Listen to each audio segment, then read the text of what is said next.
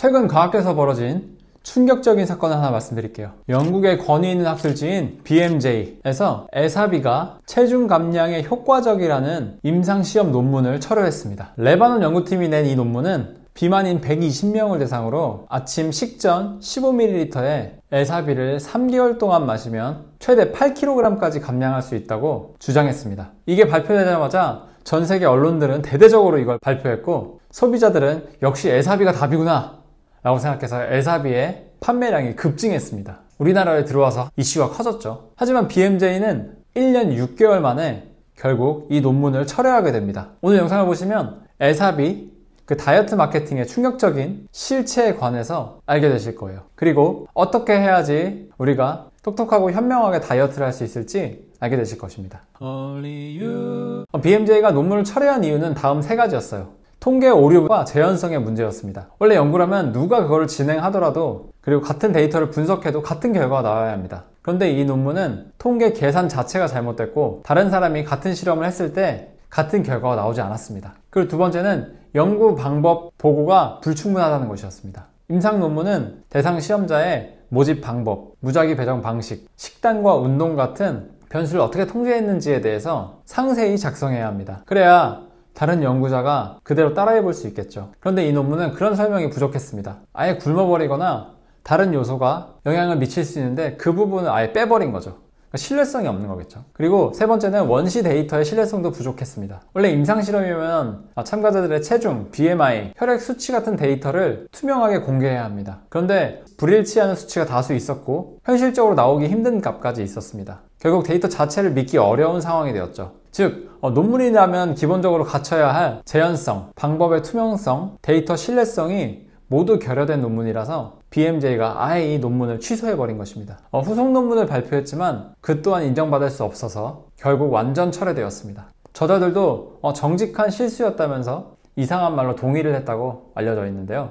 이쯤에서 궁금증이 생깁니다. 왜 레바논 연구팀은 자기들도 사실 알 텐데 이런 논문을 발표했을까요? 제가 검색해보고 여러 가지를 생각해봤는데 이 3가지의 가능성이 가장 큰 것 같습니다. 제 뇌피셜입니다. 먼저 연구 환경에 제약이 있습니다. BMJ 편집장도 그랬듯이 이 연구팀이 속한 연구 환경은 영양학 연구 인프라가 충분히 갖춰져 있지 않았습니다. 충분한 자원과 데이터 관리 시스템이 없는 상태에서 무리하게 임상시험을 진행하다 보니 여러 가지 허점이 드러난 것입니다. 그리고 두 번째는 앞에 거와 연결되는 건데, 학계의 관심과 대중의 관심을 끌고 싶었을 가능성이 큽니다. 에사비는 이미 전 세계적으로 건강식품으로 유명했고, 에사비 다이어트라는 키워드는 소비자들이 굉장히 좋아하는 주제였거든요. 그러니 3개월 만에 8kg을 감량할 수 있다 라는 놀라운 결과를 내세우면 언론 보도와 인용을 한꺼번에 얻을 수 있으니까 학계의 영향력도 확보되고 연구팀의 인지도를 높이는 데도 한몫을 했겠죠. 그러니까 인지도를 높여서 로또 받고 싶었던 거죠. 그 욕심이 이런 논문 철회라는 결과를 불러온 것인 것 같습니다.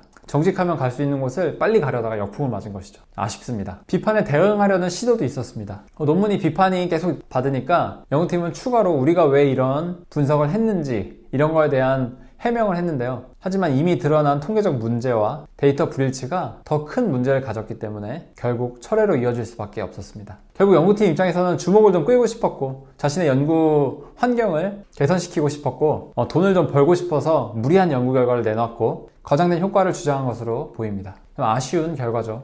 요즘에 건강기능식품 트렌드에 이런 일들이 굉장히 많습니다. 발표되진 않았지만 여러 가지들 건강기능식품들이나 다이어트 관련 제품들이 이런 경우가 굉장히 많습니다. 참 아쉬운 부분입니다. 그럼 에사비는 일반 식초와 어떻게 다르길래, 어떤 제조 과정이 있길래 이렇게 크게 효과가 있다고 이슈가 될까 궁금하시지 않나요? 이제 다시 에사비 자체로 한번 돌아가 보겠습니다. 사실 에사비는 집에서도 쉽게 만들 수 있습니다. 설탕을 물에 풀고 깍둑깍둑한 사과를 넣어서 한 3, 4주 정도 발효시키고 거품이 생기면 사과 건더기를 걸러내서 다시 몇 줄 두면은 에사비가 완성이 됩니다. 너무 쉽죠? 공장도 원리는 똑같습니다. 뭐 특별한 걸 하는 건 아니에요. 더 깔끔한 환경에서 대량으로 만들 수 있다는 점, 그게 다른 거죠. 이 과정에서 생기는 뿌연 덩어리, 한국말로는 초모라고 합니다. 광고 문구 보시면 우리 초모는 살아있다, 뭐 이런 광고 문구를 많이 보실 텐데요.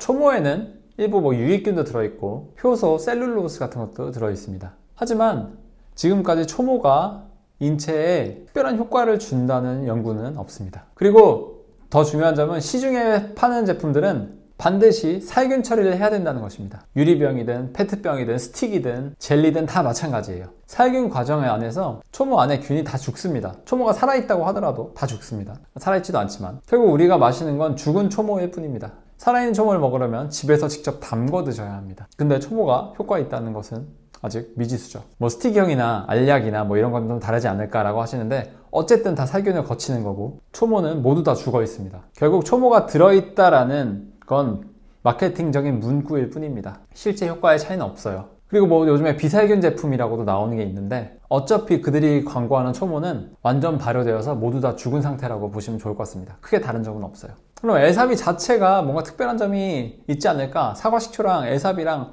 영어니까 뭔가 다르지 않을까? 라고 생각하시는데 사실 에사비의 핵심 성분은 아세트산입니다. 그런데 이거는 모든 식초에 공통적으로 다 들어있는 거죠. 아세트산이 혈당 조절이나 포만감 증가에 일부 도움이 될 수 있다라는 연구들도 좀 있습니다. 하지만 중요한 건 에사비나 사과식초나 배식초나 곡물식초 모두 똑같이 아세트산이 들어있다는 것입니다. 그러니까 굳이 비싼 에사비를 사 먹을 필요 없는 거죠.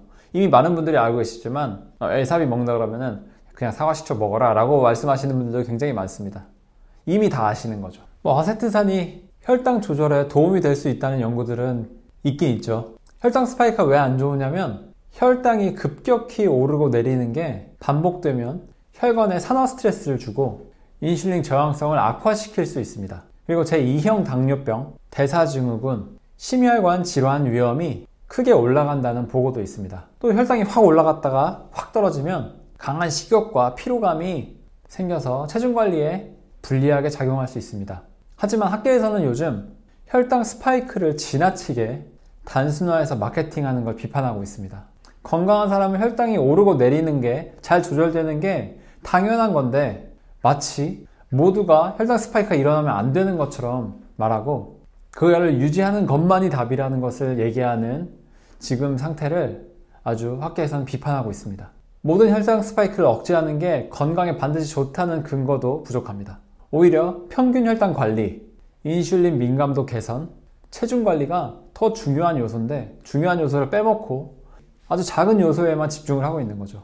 이러한 마케팅에도 속지 않으셨으면 좋겠습니다. 만병통치약인 양 에사비 타령을 여기저기서 하니까 그 이후로 많은 식도염, 많은 위험 환자들이 생깁니다. 누구에게는 도움이 좀 될 수는 있지만 모두에게 도움이 되는 것은 아닙니다. 잘 분별하시고 유행한다고 따라가지 마시고 잘 선택해서 드셔보시길 바랍니다. 이제 한번 정리해 보겠습니다. BMJ 논문 철회 사건이 보여주듯이 에사비 다이어트 효과는 과학적으로 검증되지 않았습니다. 레바논 연구팀은 주목받고 싶었지만 연구 환경 제약과 방법론적 한계 때문에 무리하게 발표를 했다가 결국 철회를 맞았습니다. 초모는 살균 과정에서 이미 죽은 것이라 의미가 없고 에사비와 일반 식초는 아세트산 성분에서 큰 차이가 없다라는 게 결론입니다. 그러니까 에사비를 마시는 게 특별히 나쁜 건 없지만 특별히 좋은 것도 없다. 굳이 마실 필요 없다. 특별히 더 뛰어나거나 초모 때문에 더 효과가 좋다라는 것도 믿을 수 없습니다. 솔직히 말씀드리면 구매 안 하신 분들이 이득 보신 거예요. 여러분 건강기능식품이나 다이어트 보조제 같은 것을 볼 때 꼭 제조 과정과 뒤에 성분표나 과학적 근거를 함께 보시면 좋습니다. 거기 상세 페이지에 나온 거 아니면 후기 이런 거 말고 광고 문구에 혹해서 지갑을 열다 보면 별 차이 없는 제품에 비싼 돈 쓰게 되는 것이죠. 그럼 올리브유는 괜찮을까? 올리브유는 문제 없을까? 그 올리브유의 어두운 면을 다음번 영상에서요. 그 올리브유의 어두운 진실에 관해서 말씀드리려고 합니다. 궁금하시면 구독과 좋아요 눌러주셔서 기대해주세요. 건강하세요. 올리브였습니다.